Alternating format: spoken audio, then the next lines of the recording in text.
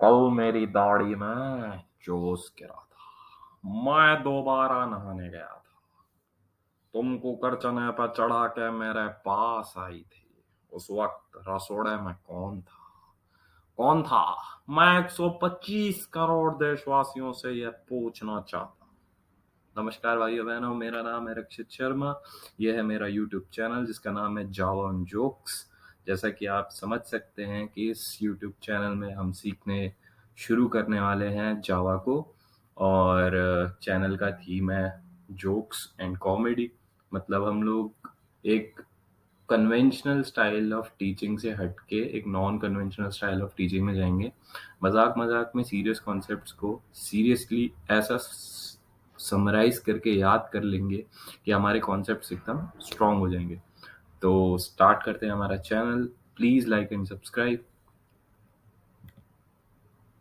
सो जैसा कि आप स्क्रीन पे देख रहे हैं, इस समय एक खूबसूरत हसीना दिख रही है। उप्स सॉरी, ये तो हमारी जावा जी हैं। तो जावा जी इस समय 27 साल की हैं।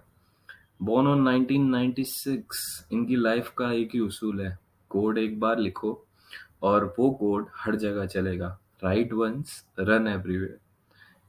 इस लाइफ मोटो के साथ इनका रिलेशनशिप स्टेटस भी जान लेते हैं। अभी तो है औकात के बाहर। हाँ होगी यार, अभी तो स्टार्ट कर रहे हैं, ठीक है। बट कोई नहीं, अपन कौन सा गम है। आगे बढ़ते हैं। इनकी लाइफ में एक साला बेस्ट फ्रेंड भी है। ठीक है, ओके। क्या नाम है इनका? जेवीएम।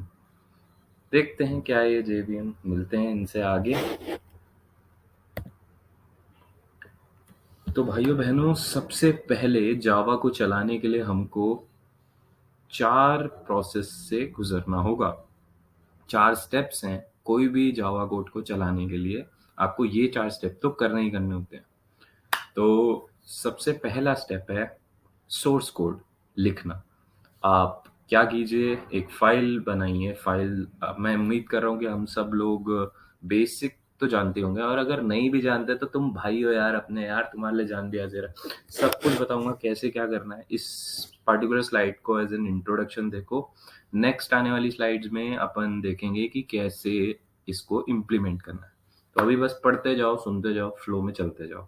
पहला स्टेप है अपना कि एक पर्टिकुलर फाइल में, नोटपैड पे खोल लो, किसी में भी खोल लो, उसमें जाके एक सोर्स कोड लिख दो। कोड लिख दो बस उसमें जाके, और उस फाइल को सेव करते टाइम एक्सटेंशन रखना डॉट जावा का। इतना काम कर लिया, चलो भैया जय राम जी की। अब अपना सेकंड स्टेप है, हर प्रोग्रामिंग लैंग्वेज में, चाहे प्रोग्रामिंग में कोई भी घुस रहा हो, उसकी लाइफ में एक दादाजी आएंगे। उनका नाम है कंपाइलर दादाजी। ये बेसिकली करेक्टर में तो एकदम अमिताभ बच्चन के जैसे हैं। आप सबने मोहब्बतें देखी होगी, बिग फैन। तो उसमें जो हमारे अमिताभ बच्चन थे, उनके जैसा ही इनका कुछ कुछ करेक्टर है। इनके जीवन के 3 उसूल हैं: परंपरा, प्रतिष्ठा, अनुशासन। ये इनके सॉफ्टवेयर की नींव है। इनका एक ही काम है, आपने जो भी सॉफ्टवेयर कोड लिखा है उसमें एरर ढूंढना। अगर उसमें एक भी एरर निकला तो ये फट से आपको गाली देंगे, ऊप सॉरी। ये बोलेंगे कि भैया आपका कंपाइलेशन एरर आ गया, आपने बकवास कोड लिखा है एकदम। तो ये ऐसा बोलेंगे आपको। तो आप सीरियसली लेना इनकी बात को, उसको सॉल्व करना, फिर से वापस कंपाइल करना।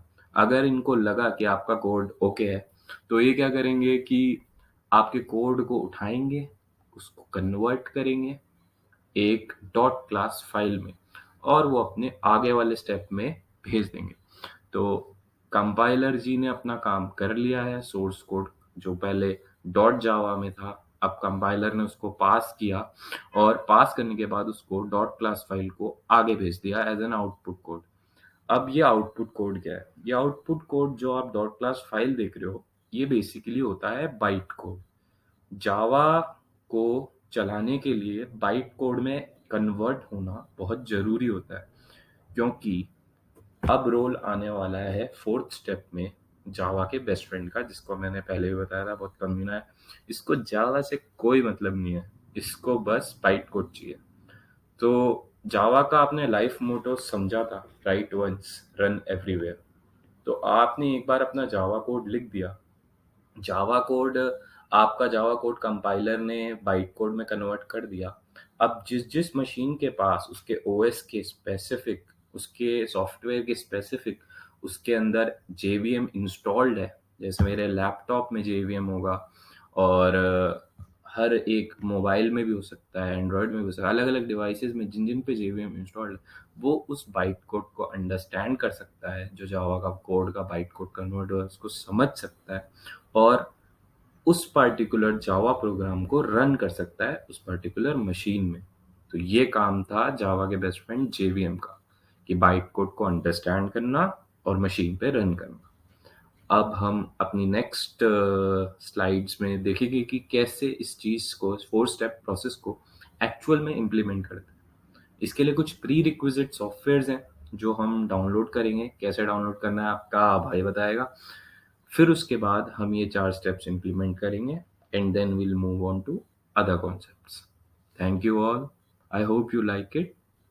Thank you.